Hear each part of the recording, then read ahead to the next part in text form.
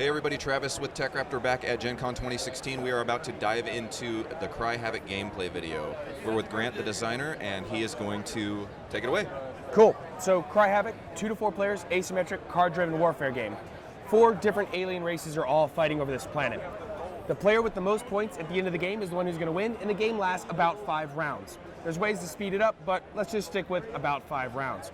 So every round, we're going to resolve an event at the top, which is that thing over there. Then we get 4 cards from our decks.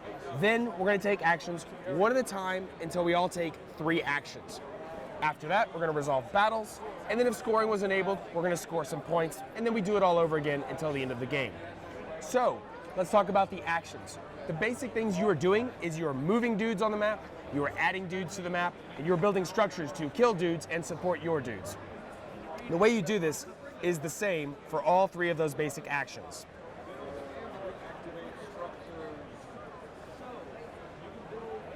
So you can play as many cards as you want for a single action to use 1 row of resources on that card. So for example, I could discard these 3 cards to get 3 movement points, which are those arrows. That means I can move 3 dudes 1 space each, or I can move 1 dude 3 spaces. Basically, you can move those however you want. I can also discard these 3 cards to get 3 reinforcements, which means I would take 3 guys out of my reserve and add them to my headquarters. Finally, every player has 3 unique structures. The machines actually have 5, and the structures typically take 2 wrenches to build and 1 wrench to activate. If I were to control a space, like in this case here, I could spend 2 wrenches to place the structure, and then even the turn I built it, I can spend additional wrenches to activate it. I can only activate each structure once per turn, but I can activate as many as I pay for every turn. So if towards the end of the game the machines have 5 structures, 2 factories, 2 orbital snipers, and some shred drones, they can spend 5 structures to activate all of those. So as you build up your war machine, you're going to get more efficient and more powerful, and you'll just become this devastating force. Those are the 3 main actions.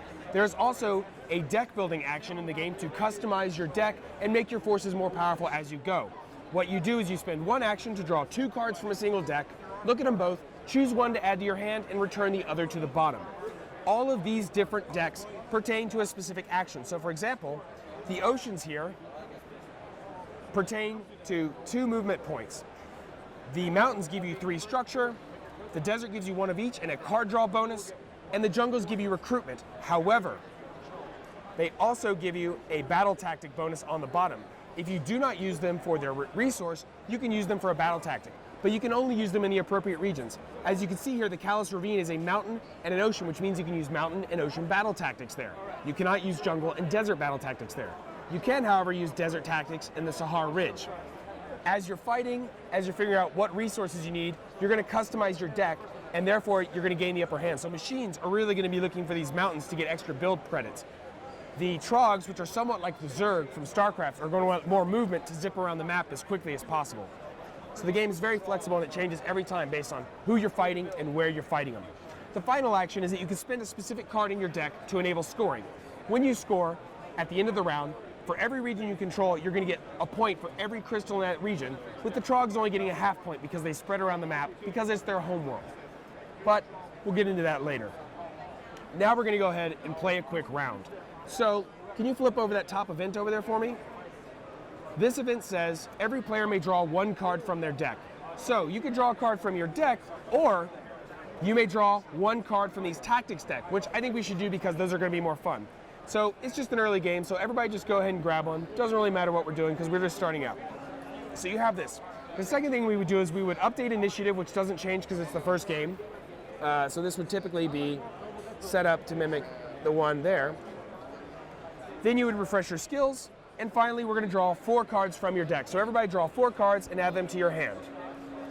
So what's important about Cry Havoc is you need to think about what you're going to do over the course of the round, because basically you're not going to get more cards. So right now I have these 5 cards in my hand and I can use them to move units, recruit, build structures, and save them for battle tactics. So I am first on the map. Let me tell you a little bit about who I am. I'm the Pilgrims. I am these reclusive, high-tech space creatures that are moving through the world. If you're a PC gamer, they're most similar to the Protoss. If you're a board gamer, think of them as sort of the passive Euro-style player. They want to wall off a portion of the map, create a defensive structure, and they want to exploit those resources as they go. So I want to start moving around the board to move into spaces. So I'm going to spend these 3 cards to get 1, 2, 3 movement. I'm going to move 2 guys over here to the Ashless Wastelands. I want to protect it, and then I'm going to move 1 guy here into the Jindar Sound. What's also cool is I get a bonus card draw because I am super high tech and I am special. So I'm going to go ahead and discard these cards, and now we need to resolve what's happening. At the beginning of the game, we're all just landed on this planet and we're going to explore it. These purple things are good things. These green things are bad things. In fact, they are the Trog player. But let's do the good things first. Presents are more fun than badness. This gives me 2 free resource units from my reserve. That's basically a free recruit action. That's great. So now I've got this very heavily defended. Next, and also I would control this. For the sake of the demo and keeping the table clean, we're not going to put a bunch of these out, but just to sort of show I now control this. This gives me 1 terrain tactic card. That's good because I know I'm about to have a fight here because of these trogs. So I'm probably going to want to draw an ocean, or I'm going to want to draw some recruitments. Looks like I have a lot of guys on the board right now, so I'm actually going to draw this ocean card, which immediately goes to my hand. Now, unfortunately, we have to resolve the trogs. This adds 2 trogs to the board. That's bad. But it also adds 2 crystals. That's good. The trogs come with a free Frogurt. This also creates a state of battle because we have 2 opposing forces in the battle. The pilgrims, me, are the aggressors because I'm the one that moved into the space, so we're going to put this under me to remember that. And this will be the first battle resolved because it was the first battle declared. Something important to know about battle regions, once they're declared, I can't move more units in, you can't move more units in, we're basically going to fight this as it stands. Some structures and skills can affect that, but only if they explicitly state. Now, it's the machine's turn, as you can see on the initiative track. The machines are effectively Terminators in space. Very high tech, very powerful, they hate squishy organic life. You're going to be building structures, and one of your special things is you can actually move those structures. So you're turning this into a fortress planet, kind of like the aliens in Oblivion, the award-winning Tom Cruise movie. Go. So he's doing 4 movement, because he has 4 arrows, and he is spreading himself over here, but he's focusing his attack here. So he's going to discard those cards and then resolve these good events. That one says he draws 1 tactics card. Again, he knows he's fighting in a jungle or a desert, so he's probably going to go ahead and take that desert. You have another good bonus here, which is you're going to place 2 crystals in any region. You might want to place them over here where you actually control it. And now we need to look at these trogs. This is going to add 2 trogs and 2 crystals. As you can see, this is the trogs' homeworld. They're everywhere and they're angry, but we'll get to them in just a second. This also creates a battle that the machines have initiated. So you're going to discard your cards, and now it is the humans' turn. As you guys can see, the turns move very quickly. The humans are your classic Space Marines. They're your ODST drop troopers. They're very mobile. They're going to be hitting the dirt, firing machine guns, and screaming. So what are you up to? So on that note, I'm going to bring in my air cavalry to move 3 of my Marines in. So I like good stuff, so I'm going to bring a couple in here. Sounds good. And I'm curious about what this does, so I'm going to bring 1 guy in here. All right. So let's resolve this. You get 1 terrain tactics card. So unfortunately, these exterior regions don't have terrain. So you cannot use that. You can only use your faction tactics there. But you can still draw a tactic card that'll help you with what you're doing. So movement's good and recruitment's good for you. Yeah, so it looks like, and I'm also close here to 2 oceans, so I'll go ahead and take an ocean. Here you get an ocean. Thank you, sir. So we also need to resolve these trogs, which, lucky you, this only adds 1 trog and 1 crystal. So that's not too bad of a fight. It could have been a lot worse. And this will also initiate a battle. So let me talk a little bit about these outer regions while we're here, and because it's now the trog player's turn. So this is a planet. Planet is round, and I hate turtlers and I hate campers in games. So these actually connect to the exterior regions. So Gorge West goes to Santa Grove and vice versa. These connect to those, and those connect to these. Also, because you are the trogs, these are tunnel networks, and you can treat them as if they're adjacent. It's essentially a Nidus Canal if you remember StarCraft. However, because this is now a battle region, you can't pop up here. He's basically covering the hole right now.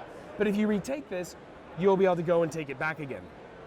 So that's what those are. So you are the Trog. You are the indigenous people. This is your home world. You are sort of a guerrilla force like the Viet Cong, but also a guerrilla force like powerful apes. You're going to be ripping the arms off the machines. You're not very smart. You haven't really discovered jazz and culture yet, but you'll get there one day. One cool thing, you notice how you've been popping up when we move in? You also pop up when you move in, and they immediately spawn. So you can actually move them the same turn you see them. It's sort of like the Pied Piper. So go ahead and take an action. What do you want to do? I can technically move. You can move a dude here, and flip it over, and then you can use this to move over here and flip that over.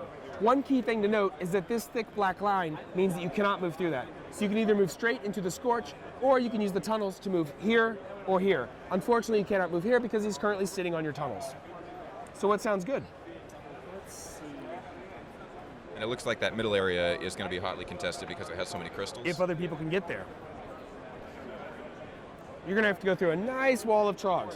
One thing to keep in mind is that all of our reserves of units are limited.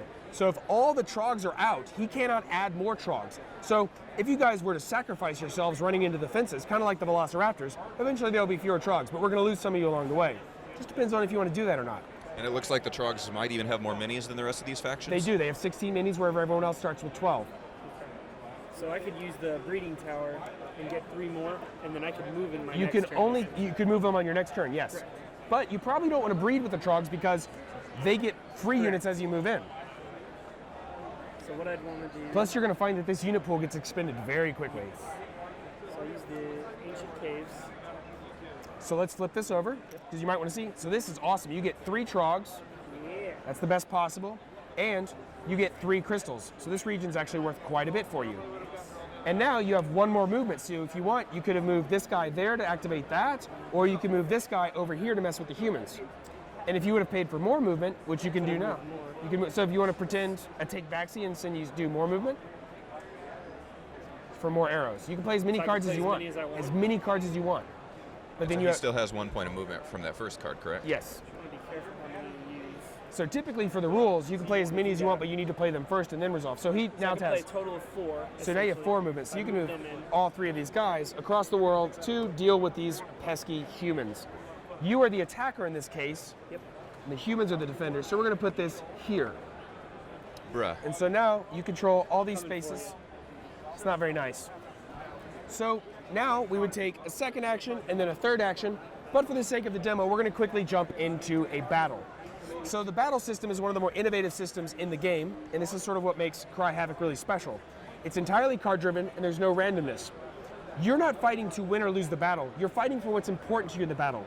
You can take control of the territory, you can take control of prisoners, or you can just kill them all and then maybe come back later to win that. So this, I think, is going to be a good battle because it's a 3-on-2. So we'll hold this here so the camera can see it. What happens is the attacker places all of his units however he wants first. Then the defender places all of his units. Then, one at a time, we can play cards to alter the state of the battle. And then finally, we resolve them top to bottom. These first 2 are determined by who has the most units present, and the bottom one is just for every unit there, you kill an enemy. Now, we can use tactics from jungle and desert. So to make this a little more interesting, we're going to pretend that we took an action. Choose one of these and keep it. And I'm going to choose one of these to keep it. Oh, actually, you're the trog. So you do that one. And that goes directly to your hand. Gotcha. So you are the aggressor. Where do you want to place your machines?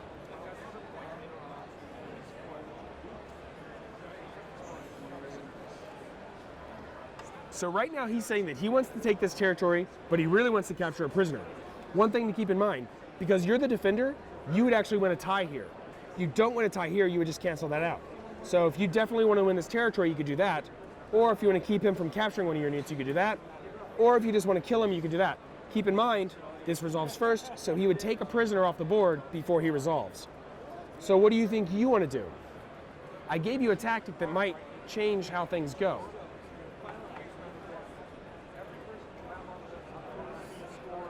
Yeah, so we would do. Don't play the cards yet, though. So You don't first play it choose your yet. guys. Okay. So we'll do that. Like it is?